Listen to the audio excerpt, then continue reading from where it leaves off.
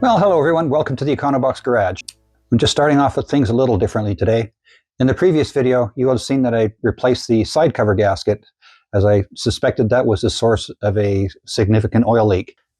As I mentioned in that video, I took a trip up to Edmonton, which is about a 600-kilometer round trip, and over the course of that trip, leaked out about 4 liters of oil. So after replacing those gaskets, I went for a drive with some other Vintage Sports Car Club of Calgary members up to Water Valley, which is about 65 kilometers. And in the course of that trip, my oil pressure dropped and discovered that I had lost at least a liter of oil on just that short leg. So I think that ruled out the side covers. And the end of that trip wasn't that great. I erred on the side of caution and had the car towed back in from Water Valley back to home. After some discussions with some knowledgeable colleagues, we've determined that the probable cause of these leaks is actually some excess crankcase pressure. So I'm going to run a compression check and see what that tells us. Now, the first thing I'm going to do is pull the spark plugs, and I've got each of the leads with either 1, 2, 3, or 4 little zip ties on the end to help me put these all back in the right spot.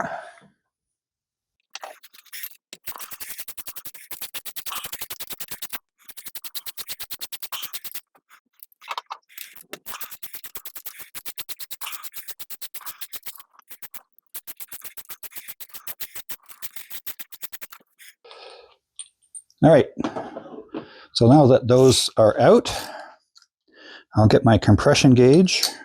Now this is one I've had for a long time. So we'll start with number 1. This screws in.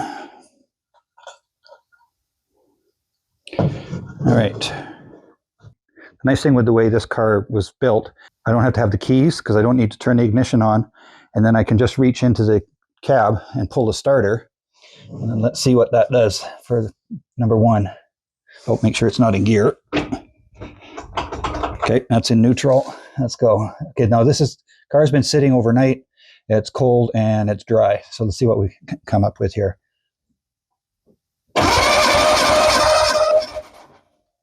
Okay, so that goes up to about 150.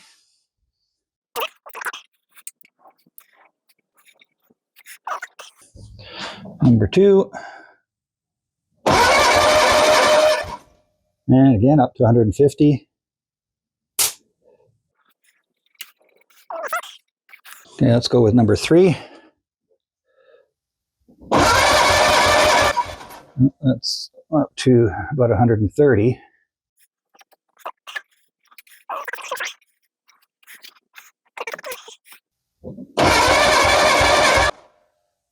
And that is only about 75 pounds. So I think I may have found where our issue lies. Well, now that I've done a dry test, I'm going to squirt a little bit of oil into the cylinders. And I've also taken the valve cover off so I can see if there's anything untoward happening with the valve train. Well, I've got that off. So I'll just put a couple of squirts in there. In neutral. Okay, so still at 150. Yeah, so just a little bit over 150. Okay, let's see what happens here. Number 3, wet. Okay, so that brings that back up to just under 150, so that's an improvement on that one. And let's see what happens on number 4. Remember, we were at 75 dry. So you want to do a wet test, it helps if you put some oil in it. So that brings it up to about 100 psi. So that tells me that we're dealing with a ring problem as opposed to a valve problem, and possibly even head gasket. Bottom line is the engine's got to come back out again.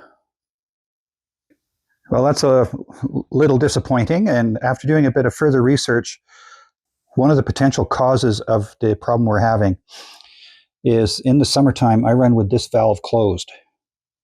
Now this is the valve here for the heater. So the coolant would come through here, through the heater matrix, and then back into the lower rad hose through this pipe here. I have learned that with this tap turned off, it restricts coolant flow to these back cylinders, particularly number 4. So what the suspicion is this cylinder has been running hot, and the rings have lost some of their springiness, if for lack of a better term, and it's not sealing as properly as it should. What that is allowing is some of the compressed gases to get past those rings into the crankcase and basically blowing everything up out through the nearest available hole, which is the vented cap, which sits about here. So I'm going to be taking the engine out. We'll pull the head, see what we're dealing with, and go from there. I just adjusted the valves the other day, and watching them right now, I don't see anything that would indicate to be any issues with the valves. I'm not getting any blowback through the exhaust. My coolant levels are staying good. Like this is, let's see what we got here. The color looks good, and that's been at that level for quite a while. So it's been recommended by my friend that built the engine, is to maybe go with a slightly cooler thermostat. Can't remember what I put in here to start with. And then even in the summertime, run with this tap open so there's always coolant going through the back of the cylinder head. And that will hopefully alleviate future problems, but obviously still have to take care of the current problem. So that's a wrap for this video, and I think we're really close to figuring out and solving the oil leak problem on the Bugeye. I've got some parts on order, and in a few days I'll be pulling the engine again, and it just seems like yesterday I had it out to replace the clutch.